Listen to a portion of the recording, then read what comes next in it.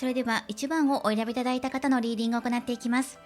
今回のテーマは年下さんとの恋の行方について見ていきます。よろしくお願いします。1番をお選びいただいた方、こちらはシスターソルジャーのカードです。ヒップホップアーティストのカードですね。では見ていきましょう。タロットカードを展開していきます。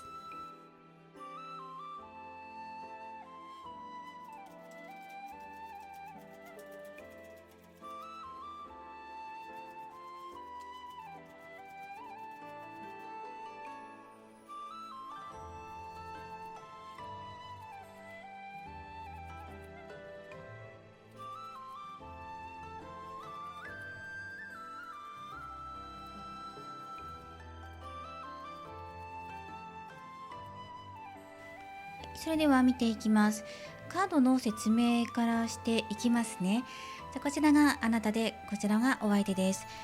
あなたの方にソードの4番、お相手はワンドの6番です。お二人の関係性というところで、コインの、つまりペンタクルの9のカード、あなたの本音本心がカップの4番、お相手の本音のところにソードのキング、今課題点となっているところにカップの5番、そしてお相手がこれから先動いてくれますか、どんな動きを見せますかというところで司祭のカード、そしてアドバイスカードはカップの3番のカードです。リラックスして、そして刺激を与え合っていくことっていうのが今のアドバイスカードです。そうですね、そのコインの9番のカードが入っているので、今までその積み重ねてきた関係性だったり関係値っていうのがあると思うんですね。その中でお互いがお互いを大切にしている思いがあると思うんです。どんな形にしろお相手にもあなたのことを大切だなっていうふうに思っている気持ちがあります。そしてあなたのところで今一番出てきてるのが、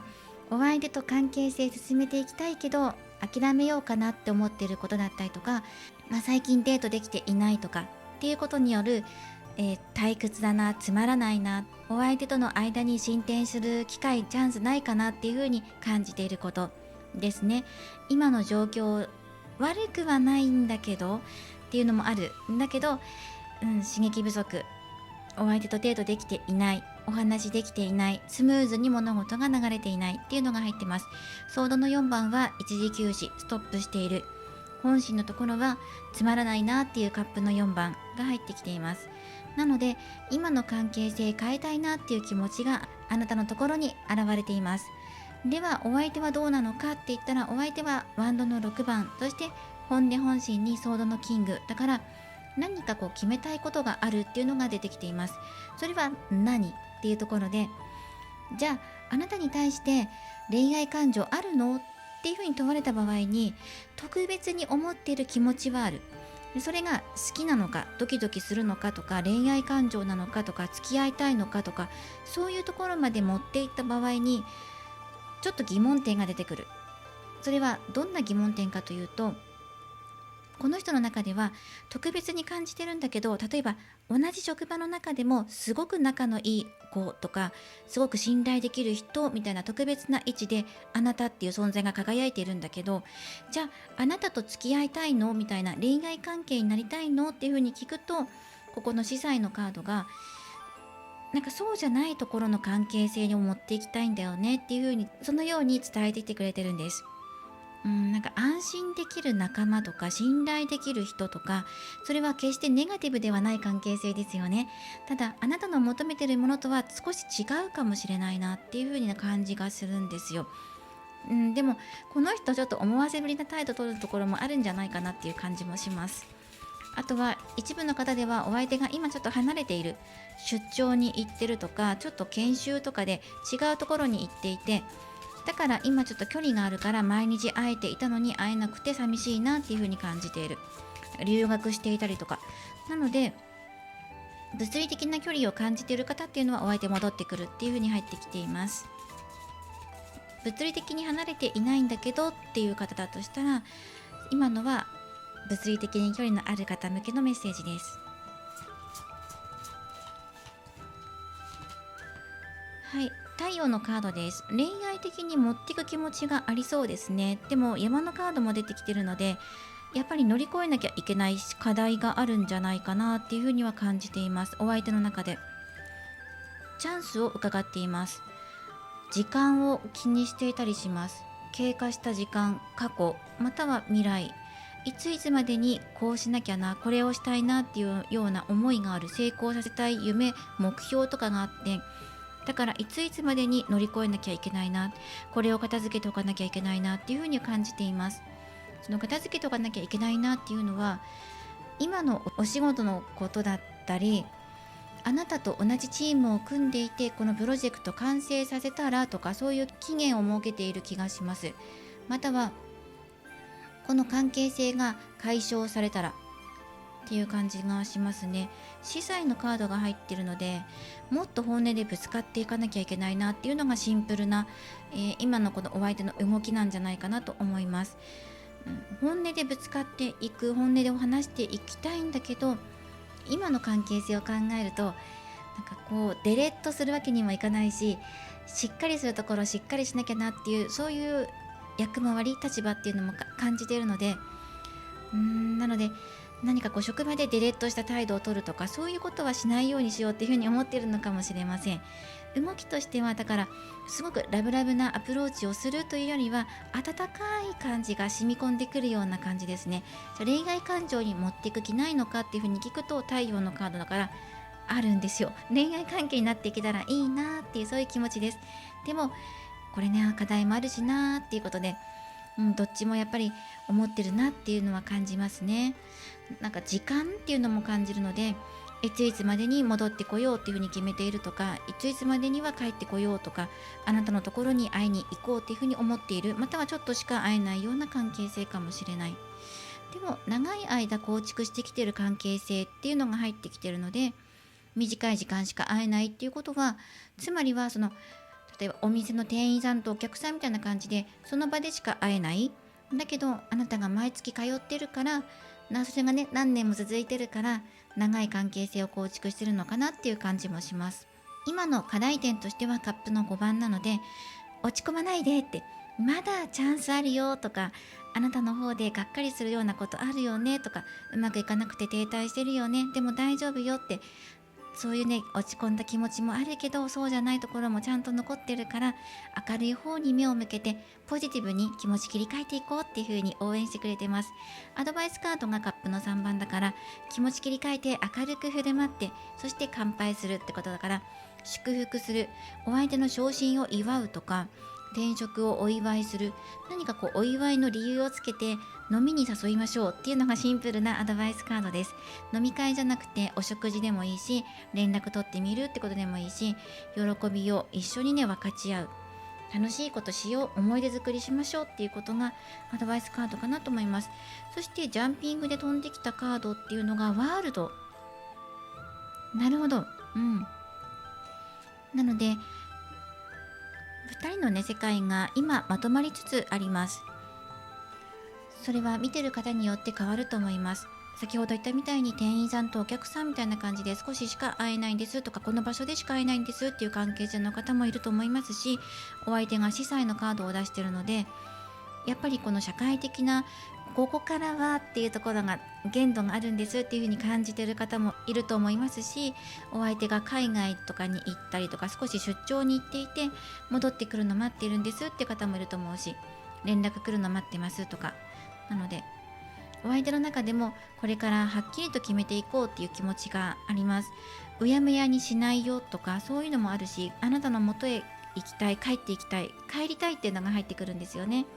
なので今会えていなくてデートできていないような関係性なのかもしれないし、だとしたらお相手が帰ってきて近くに来てまた話ができるようになるとかかもしれません。そうですね、そんな風に伝わってきますね。恋愛感情ないのかって聞くと、太陽のカード、山のカードだから、一山あると思うけど、恋愛感情、恋愛関係にはなっていきたいよっていう、そういうのも出てきています。ではオラクルカードからもメッセージもらっていきましょう。これは表現することっていうのを表すカードです。そしてジプシーカードです。ジプシーカードは、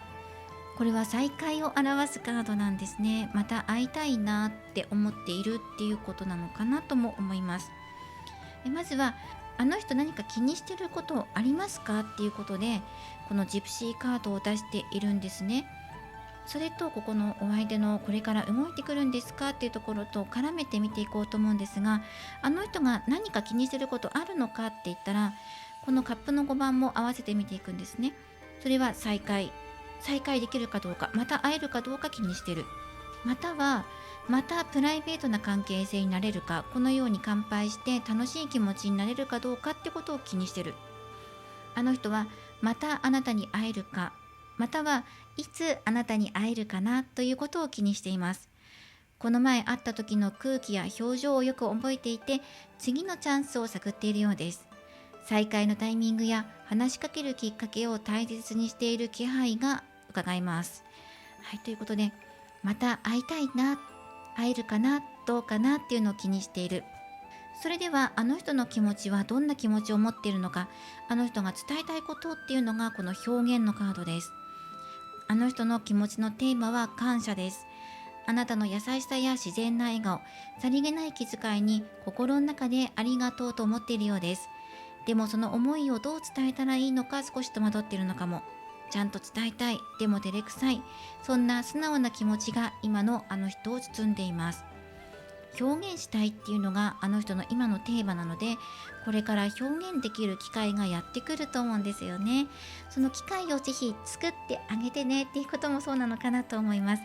カップの3番はみんなでお祝いするとか楽しむっていうことなので、2人きりじゃなくてもいいので、みんなで集まってみることを提案してみてもいいと思います。では、アドバイスカードもらっていこうと思います。あの人からのメッセージも含めて見ていきましょう。そしてこの恋より前向きに捉えていくためにっていうことのメッセージです。まずは楽しむというカード。このカード、恋は楽しいと思うのが一番の近道だよというメッセージです。あなたがもっと恋に前向きになれるアクション、それは楽しむことです。難しく考えず、お相手と過ごす時間のやりとりをシンプルに楽しむ気持ちが恋の前向きなエネルギーとなります。これもね、この乾杯カードって言ってお祝いとか祝福とか楽しい気持ちっていうのを表してるんです。シンプルに楽しい気持ちになることだよって。どう思われるかなという不安より、今会えたら嬉しいなという素直な気持ちを大切にしましょう。あなたの笑顔はあの人の心にも届いていきます。ラッキーナンバーは4番です。そしてラッキーカラーはこちらオレンジを採用していってください。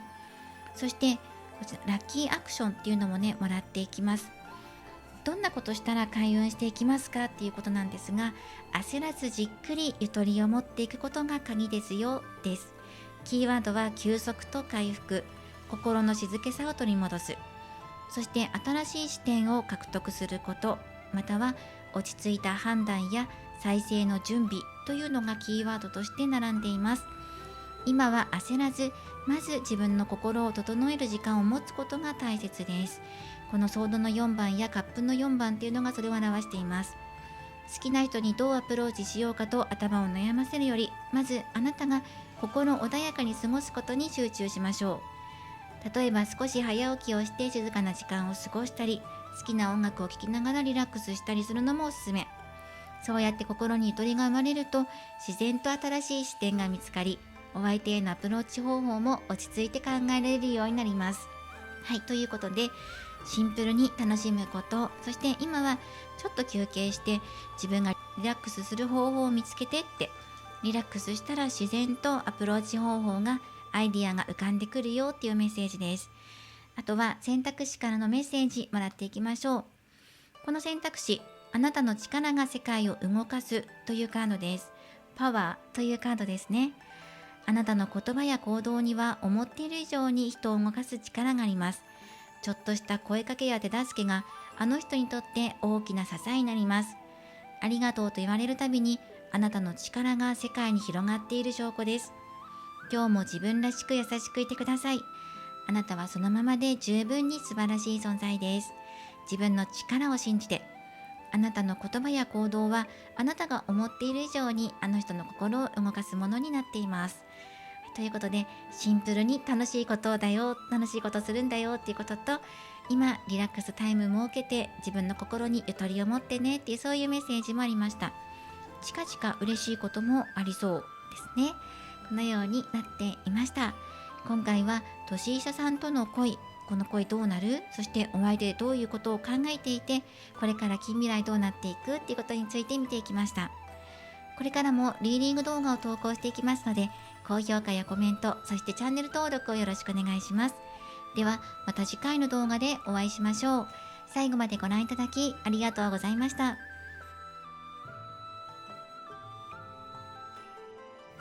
それでは2番をお選びいただいた方のリーディングを行っていきます。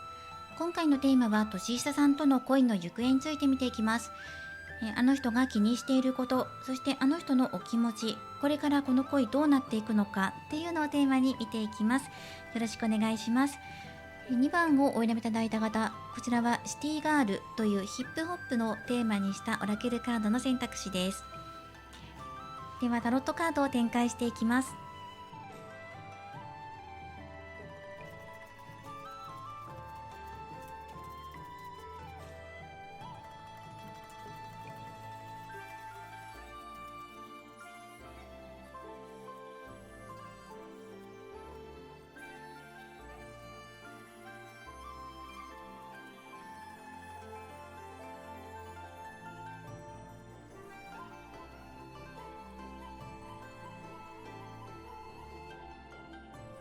はい、それでは見ていきましょう。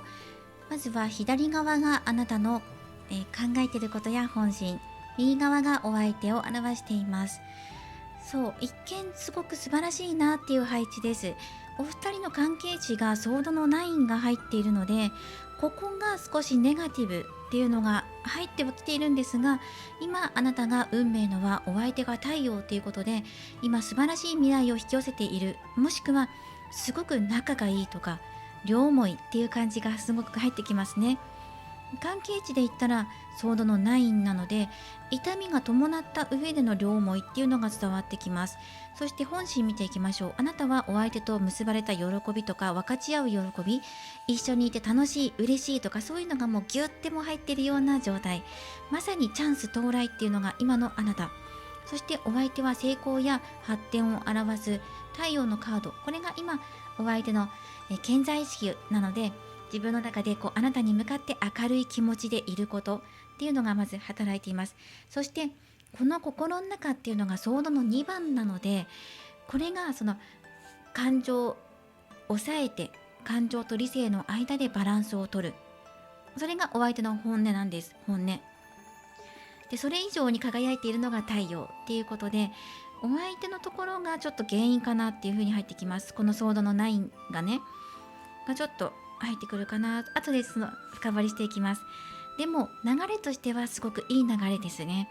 押さえておきたいポイントを押さえてカバーしていって、さらに良い未来を引き寄せる、そういう結果です。そして今課題点になっているところにペンタクルの9のカード、そしてお相手じゃあ近未来どんな動き見せてくれますかっていうところも嬉しいカード、カップのキングのカードです。愛情たっぷりとあなたを包み込んでくれるようなそんなカード、そしてアドバイスカード、それがこのタロットカードのオリジナルのカードです。ファウンテンっていう、あるがままっていうのを表しているカード、これがアドバイスカードですね。今ガイドブックからこのオリジナルのメッセージをお伝えしていきます。ファウンテンというのは誕生、死、時間、状態のサイクルの外に存在します。それは名前もない普遍の源、すべてがそこに含まれます。孤独やアイデンティティの幻想からの目覚めでもあり、自分はすべてのものにつながっているのみならず、すべてのもの、つまり個性であると自己認識することです。このカードが現れたらコントロールしたいという幻想をきっぱりと捨て去り、ひたすら静かにしていましょう。このカードは観察し貪欲にならず、ただあるがままでいること、肩の力を抜いて生命と一つに混じり合うことを誘っています。あなたは宇宙の声であり息でもあります。一体化する宇宙の明晰さの瞬間、覚醒、探求の終わり、賢明な存在、そしてあなたの存在を委ねます。完全無欠というのを表しています。今ガイドブックから一部抜粋してお伝えしてきました。このファウンテンっていうのがアドバイスカードなんです。あるがままっていうのがアドバイス。そのままでいてくださいって、静かに貪欲になりすぎず、そのままで今このチャンスをねそのまま受け取ってください。それ以上のことを望もうとせず、今すごく豊かな流れになっています。それを遠慮せずにね、プラスにもマイナスにもなりすぎず、遠慮しすぎて受け取らないではないし、もっともっとっていう風にもなりすぎず、そのまま受け取るだけだよっていう風に言われていますね。あとはこの気になるポイントを押さえていきながら見ていきたいですよね。そこで、ルノルマンカードを出していこうと思います。お二人の関係値を表すところにソードの9。例えば今までうまくいっていなかったお相手との間、または障害があって苦しかった、悲しかった、そういう出来事があったんだけど、そこからの回復、または実は思ってみたらネガティブに捉えていただけで、思ってみたほど現実はそんなに悪くなかったってことに気がついたのかもしれないし、あなたの痛みを照らしてくれたのがこの太陽のお相手だったのかもしれません。この辺りに1枚補足でもらっていきましょう。熊のカード、プレッシャー圧を受けるような存在があった。だから2人は思うように恋愛にできなかったとか、2人の関係を進めることができなかった。プレッシャーっていうのが入ってきますね。熊の存在っていうのは大きな存在で、自分たちにプレッシャーをかけるような、そんな力強い、一見力強いんですが、それがネガティブ寄りに入ってきてるので、自分がこの熊の存在、強い存在があってプレッシャーを感じてすごくネガティブに考えちゃったとか、辛い思いをしたんだっていうのが入ってきています。はい、13番子供のカードですね。新しい物事の始まりとかお子さんとかを表しています。そしてそれがお相手のところに入ってきているので、お相手が新しい流れを作ってくれたのかなっていう風に感じましたね。このソードの9の補足が熊のカードで、プレッシャーを感じていた、またそういう強い存在感が、持ってる人がいて、その人のことを考えるとネガティブになっちゃう、うつうつとした気持ちになっちゃって、お相手の恋愛がうまくいかなかったんだけど、お相手がそこで新しい流れを生み出してくれたのかなと思いました。ソードの2番、何か抑圧してるのかなっていうふうに思ったんですけど、その抑圧を解放して、もう新しい流れを生み出していくんだっていう、このきっかけを作った流れを生み出したのがお相手です。それによってお相手の意識っていうのは、もう成功とか豊かさとか、自分が照らしていくんだっていう明るい気持ちにあふれています。新しい始まりに目が向いています。なのでそのお相手の明るさに照らされて、2人の暗かった関係とか、そうですね、ネガティブに考えてしまった関係っていうのがガラッと変わるような流れです。そしてチャンス到来ですね。お相手との喜びを分かち合ってください。遠慮せずにここを分かち合ってくださいね。それがお相手の望みでもあり、あなたが受け取るべき豊かさです。お相手にたっぷりと愛情を包まれて、そのまま受け取ってください。で、課題点となってくるところにペンタクルの9のカードが入っていたんです。自分に自信を持ってくださいね。立場的なことを気にしていたり、外見を気にしていたり、自分はお相手にふさわしくないんじゃないかというふうに思うような時もあったでしょう。でもそれはあなたのネガティブな感情です。その感情を照らしてくれたお相手に感謝して、その豊かさを受け取る時ですよ。自分は特別なんだっていうふうに感じてもいいよって、そしてネガティブなものから遠ざかっていきましょう。そんな風に出てきています。ここの熊の存在が気になりますよね。あなたにとっての大きなプレッシャー、目に見えない形として現れていたかもしれないし、自分の気持ちを暗くさせるようなこと、または強力なライバルの存在だったかもしれない。このライバルが実はこのお相手と仲いいんじゃないかってことを疑ってしまって、今まで暗い気持ちでいたんだけど、実はそうじゃなかったんだってことに気がついた瞬間、パッと目の前が明るくなる、そんな時が今やってきてるかもしれません。ではこちらのオラクルカードとかからお相手が何を伝えたいのかっていうのをもらっていこうと思います。まずは、あの人が気にしていること何ですかっていう風に尋ねて出てきたカードがこちらのヤングウーマンっていうカードなんです。これは若さっていうのを象徴しています。今回年下のお相手っていうのをテーマにしているので、もしかしたら自分が年下だっていう年齢を気にしているっていう可能性がまず一つで、もう一つはここに熊のカードが出てきているので、ライバルっていうところでお相手が気にしているってことが一つ。それはお相手に対してアプローチしてくる女性だったり異性がいて、その人じゃなくて本当はあなたなんだよってことをお相手が伝えたことによってライバルがいなくなるっていう可能性もありますし、そうではなくてお相手が気にしているライバルっていうのは実はあなたのことを狙ってる他のライバルで、お相手がこのようにネガティブな考えに浸っていた。だけどそこで自分で切り替えなきゃなっていうふうに殻を抜けて飛び出してきたお相手っていうふうに読むこともできます。ここですね、これがお相手の気にしていること。多分今回年下さんっていうテーマで見てるので、年齢を気にしている可能性が大なんじゃないかなと思います。あの人が気にしていることは、自分が大人、成熟した大人に見えているか気にしている。あの人は自分が子供っぽく見えていないかなと気にしているのかもしれません。ここにも子供のカードが出てきたから。だからこんな自分じゃダメなんじゃないかなっていうふうにネガティブに考えていた可能性もあります。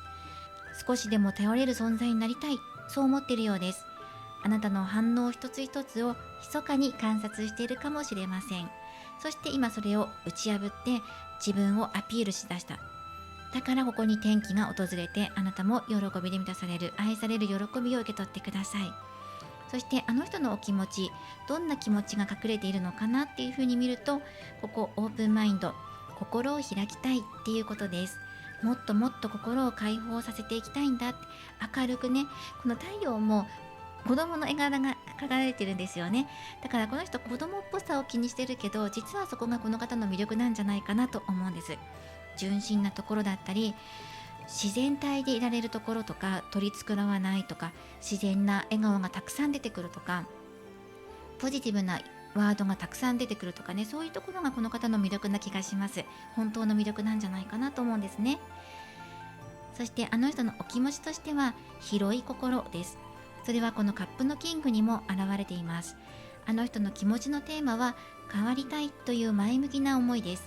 もっと自然に、もっと自分らしくあなたと接していきたいと思っている。年下でも自分をよく見せようとしてしまう。そういう葛藤がありながら、本当はもっと心を開いて近づいていきたい。あなたのちょっとした言葉や笑顔があの人の心の扉を少しずつ開いていく鍵になります。だからあなたもどうかありのままのあなたでいてください。心開いていきたいっていうあの人の思い、そしてこの恋、前向きになっていくためにっていうことでメッセージもらっています。まずは思いやりというカードと、トランプは1番のカードです。ラッキーナンバーは1、そしてラッキーカラーはこちらカーキまたは黄緑色です。この色を取り入れてください。自然の色ですね。なので自然に触れるっていうのもいいと思います。優しさは恋を深める魔法。あなたが恋を前向きに進める鍵は思いやりです。あの人の立場や気持ちにそっと寄り添うことで自然と距離が縮まっていきます。ちょっとした言葉や行動に優しさを乗せるだけで関係はぐっと深まります。あなたの優しさはちゃんとお相手に届いています。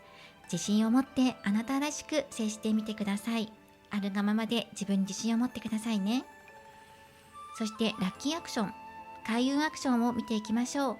こちら小さな一歩から始める確実なアプローチです。キーワードは新しいチャンス、物質的な安定、着実な成功、豊かさの始まり、実現可能な目標を設定すること。あなたの恋は日常の中にたくさんのチャンスが隠れています。まずは実現可能な小さな目標から始めていきましょう。例えば職場や学校で会った時におはようと笑顔で挨拶してみる。すれ違った時に軽く会釈をしてみる。といった些細なことでも大丈夫。共通の話題があれば、これおすすめですよと気軽に話しかけてみるのもいいでしょう。これらの着実な積み重ねがやがてお相手との関係をより豊かに安定した関係へとつなげていきます。思いやりを持った声をかけるとか、優しさを見せるとか、あんまり意識しなくてもありのままの自分でいることでお相手との距離が自然と深まっていくと思います。はい、では選択肢のこちらシティガールからメッセージをもらっていきましょう。ここにハッスルって書かれていますね。選択肢のメッセージは、チャンスは動く人のもとへやってくる。あなたの中には次のステージへ進むエネルギーが溢れています。小さな工夫や一歩が新しい可能性につながる流れを作ります。ちょっとやってみようかなという気持ちで人生がぐっと動き出す。焦らず、でも止まらず、自分のペースで進んでください。あなたにはチャンスをつかむ力があります。今チャンス到来です。お相手との気持ちを通い合わせるチャンスです。それをつかむ力を持っていますので、動く人のもとへチャンスはやってくるんだっていうメッセージをぜひお受け取りください。今回は年下さんとの恋について見ていきました。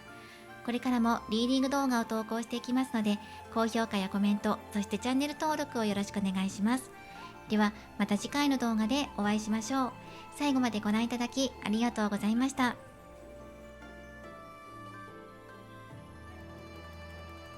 それでは3番をお選びいただいた方のリーディングを行っていきます。今回のテーマは年下さんとの恋の行方について見ていきます。よろしくお願いします。選択肢のカードはヒップホップクイーンのテーマに描かれているカードで、これはダ・ブラッドというアーティストのカードです。ではよろしくお願いします。早速タロットカードで展開していきます。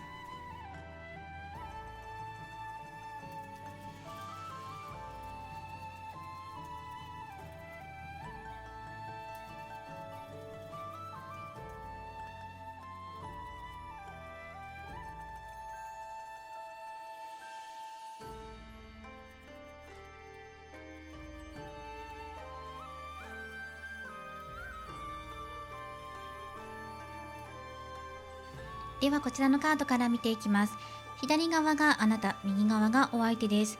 あなたのところで健在意識ワンドのページ、本音にカップのページです。お相手健在意識ワンドのナイト、そして潜在意識がカップの7番で少し迷いが見えるかなと思います。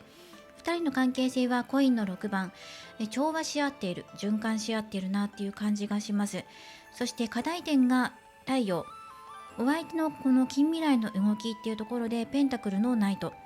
そしてアドバイスカードが力のカードです。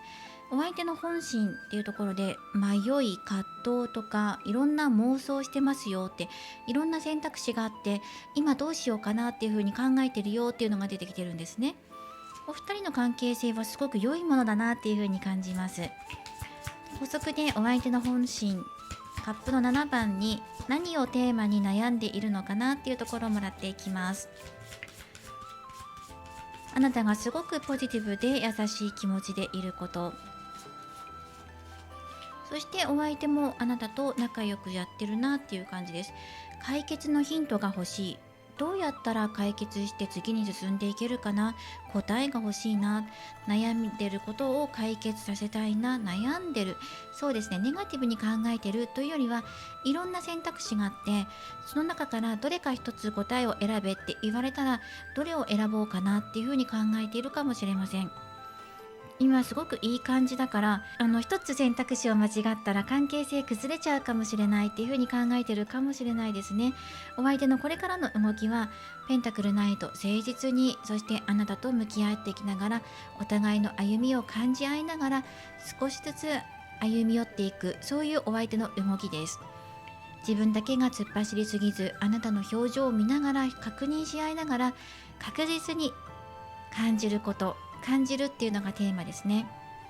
あなたがどんなことをしたら喜んでくれるのか、どんなことをしたら怒らせちゃうのか、一つ一つ丁寧にそれを紐解いていく、そういう動きを見せると思います。そして課題点のところに太陽のカードですね、成功とか繁栄ですを表しているカードが課題点出てきているので、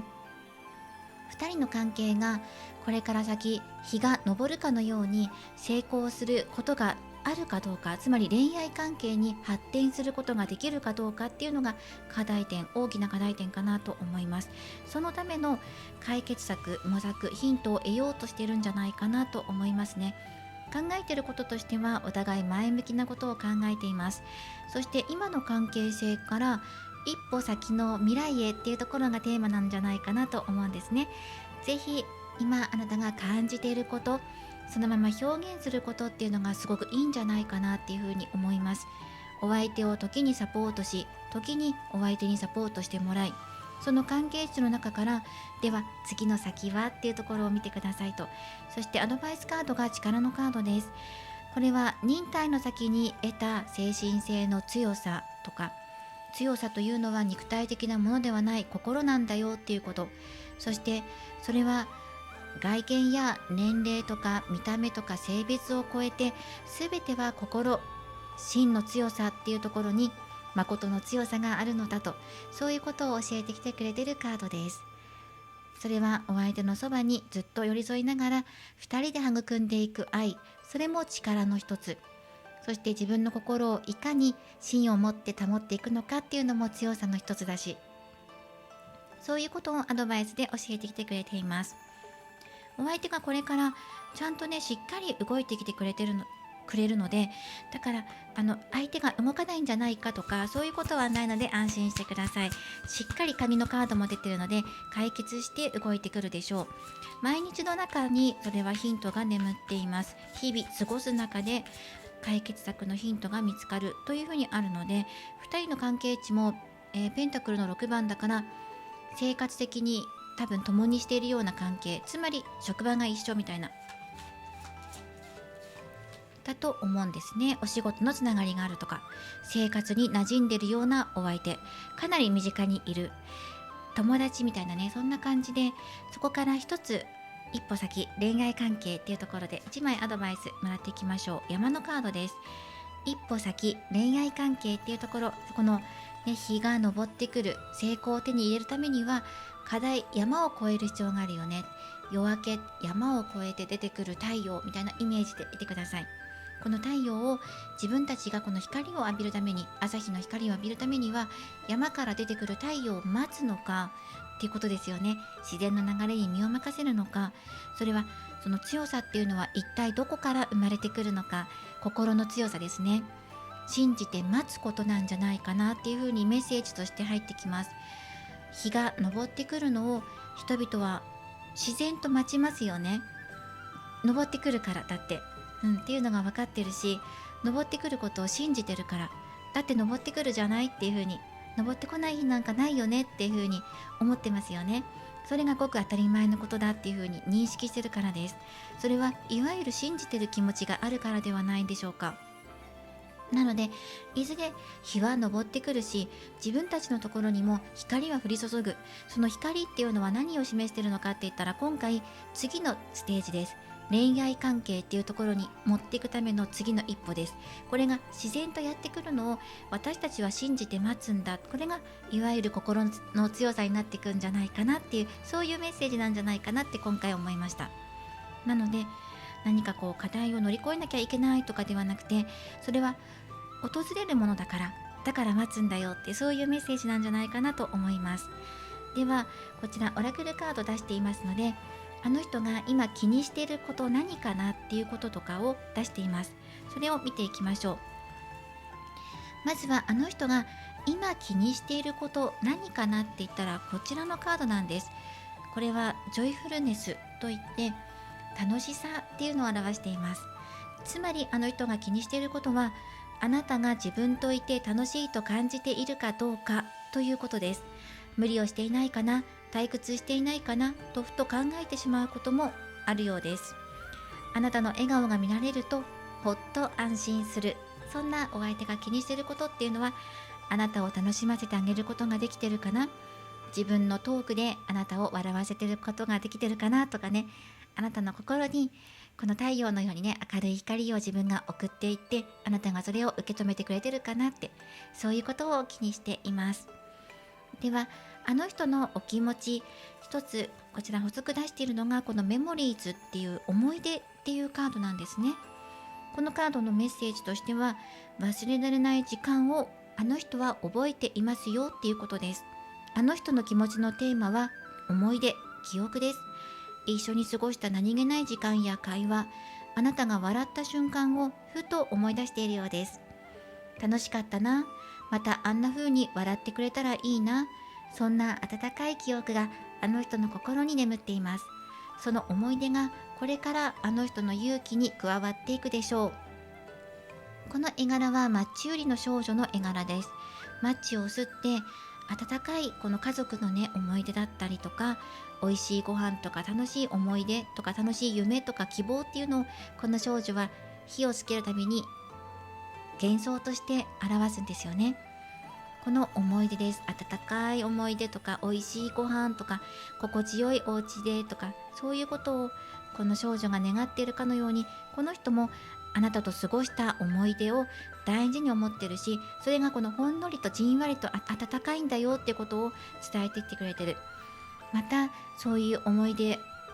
重ねていきたいなっていうことですね。ではこの恋愛より前向きにしていくためにっていうことでメッセージもらっています。そのメッセージはこちらのカード、待つというカードです。今は少し待つことが恋を前向きにする一歩かもしれません。なぜだったら、夜明けは自然とやってくる。それを私たちはいつの間にか自然と当たり前のことのように受け入れていて、それを信じている。太陽の存在を信じているから。まだかなと思う気持ちは自然なこと。でも今できることは自分の心を整えたり、毎日を大切に過ごすことです。タイミングが来た時、あなたは今よりもっと魅力的な自分になっているはず。焦らなくても大丈夫。ちゃんと恋の風はあなたの元へ向かっています。ラッキーカラーはこちらから採用していきましょう。ピンクまたは薄いパープル、こちらを参考にしてください。そしてラッキーナンバーは1番です。ここから開運アクションもらっていきます。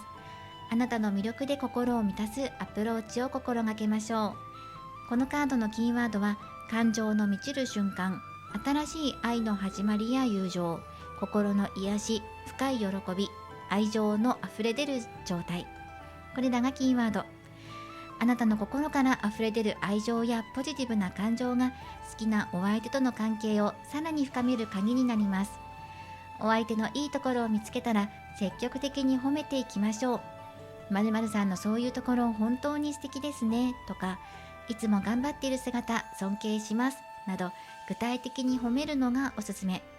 またお相手が困っている時にさりげなく手を差し伸べたり、お相手の話を笑顔でじっくり聞いたりすることで、あなたの温かい心が伝わっていき、お相手の心も満たされていくでしょう。そうすることで新しい愛情や友情が芽生えて、深い喜びが訪れます。はい、胸のときめきを大切にして温かい気持ちを自分が送っていく、それが今できる開運アクションです。では最後にお選びいただいた選択肢からメッセージをもらっていきます。こちらのカード、自分らしさが未来を変えるというメッセージです。今のあなたは心の中の本当はこうしたいに正直になり始めています。人と違ってもいい、ルールを少しだけはみ出してもいい、あなたの個性、ユニークさが周りに新しい風を運んでいきます。遠慮せず、もっとあなたらしく、大丈夫。あなたのその一歩は未来への光です。自分らしくあること、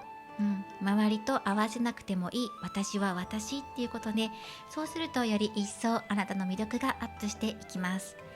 はい、ということで今回は年下さんとの恋の行方ということで、今のお二人いい感じなんじゃないかなと思っています。そしてお相手が今いろいろ考えていることっていうのも自分自身で解決して、そして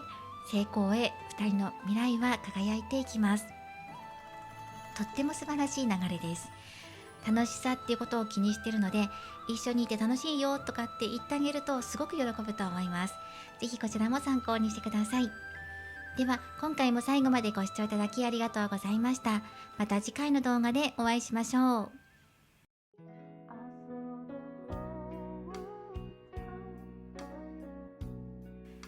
今回のリーディングはいかがだったでしょうか。テーマは年下さんとの恋の行方、あの人は近未来どんな動きを見せてくれますかということをテーマに見ていきました。そして今あの人が気にしていることっていうのも出していきました。そして開運アクションもお伝えしていきましたので、ぜひ参考にしてください。今回はタロットカードから共通メッセージもらっていこうと思います。今のあなたに必要なメッセージとしてお受け取りください。共通メッセージです。こちらカードを切りながら告知をさせてください。またの告知になりますが、サブチャンネル開設しています。そちらの方で星からのメッセージをお届けするというのをテーマに星読みを行っています。新月満月の時期に合わせて動画を配信していたり、各星座12星座別の動画も制作して投稿しています。この、今回のねこの占い動画が出る頃には12星座別の動画も出来上がってるんじゃないかなと思います。星座占い興味あるよっていう方はぜひサブチャンネルの方もご覧になって、よろしかったら登録お願いします。その時の星の動き流れ見ていくと、その時に必要なメッセージっていうのが届いてきますので、とてもいいんじゃないかなと個人的には思っています。はい、今回も4枚のカードから共通メッセージもらっていきます。今のあなたに必要なメッセージ、コインの8、そしてカップの8、はい、そしてワンドの10、そして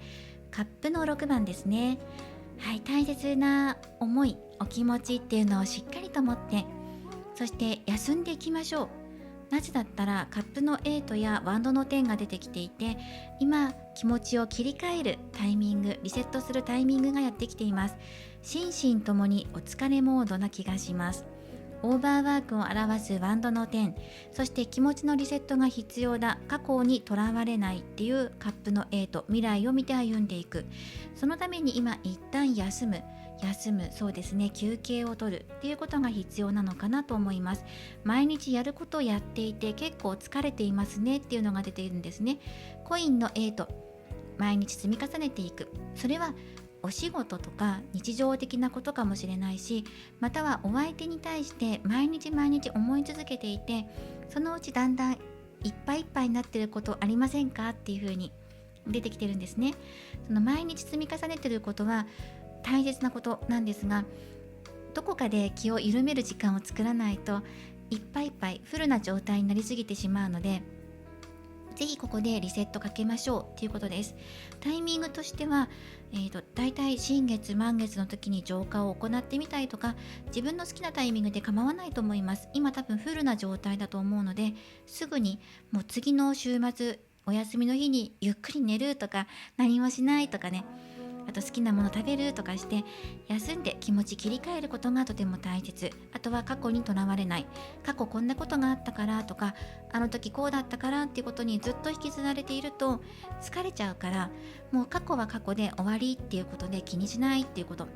そして大切な気持ちだけを残してねって。だから選ぶんですよね。どの気持ちが大切で、どの気持ちはもうさよならしていいのか。新しい旅へ出るときにどの荷物を持っていって、どの荷物はもうありがとうって言って手放すのか、その気持ちの切り替えだよっていうふうに言われています。はい、という癒しのメッセージでしたね。恋愛として捉えることもできますし、日常生活として捉えることもできます。大切なものだけを持ってちょっと身軽にしようっていう、そういうメッセージでしたね。でこのメッセージで関連して私も自分のことをお話しするんですけど、この占いチャンネルで、ショート動画毎日投稿していました。なんですが、それを一旦見直しをかけて、個人的にはショート動画すごく好きでやっていたんですけど、それが、自分の思っていた方向ではないなっていうことに、気がつき、そこでショート動画を、順次、削除しております。整理しています。はい、少し増えてしまったなってことで、すごく大切だし、制作してきてかけてきた思いっていうのもあるんですけど、自分の好きな思いとかやりたいっていう気持ち一本ではできないこと、叶えられなかったこともあるんだなっていうふうに、届かなかったこともあるんだなっていうのを思って、惜しいことなんですが、ちょっと惜しむ気持ちもありながらショート動画を削除していって少しシンプル化させています。で今後のショート動画については投稿の再開予定は今のところありません。もしかしたら時々あるかもしれないですが、定期的に投稿するっていうことはもうないかなと思っています。そういうふうに自分の中でも気持ちを切り替えてやっていこうっていうふうに思いました。それは私の心身の状態ももちろん関係しているので、少し自分の余白を作るためにも見直しをかけた時に、そこでショート動画をやめようっていう風な決断の一つにもなりました。その他にも様々理由はあるんですが、気持ちとしてはね、名残惜しいなっていう気持ちもあるんですけどね。だけどそういう決断をしました。何か名残惜しい中決断をするっていうのは結構勇気がいるものだなっていう風に思いましたね。はい、ということで、自分の近況もお伝えしました。そういうことでショート動画なくなっていくよっていうことでした。はい、では今回も最後までこの雑談までねお付き合いいただきありがとうございました。よろしかったらまた次の動画でもお会いしましょう。ちらでした。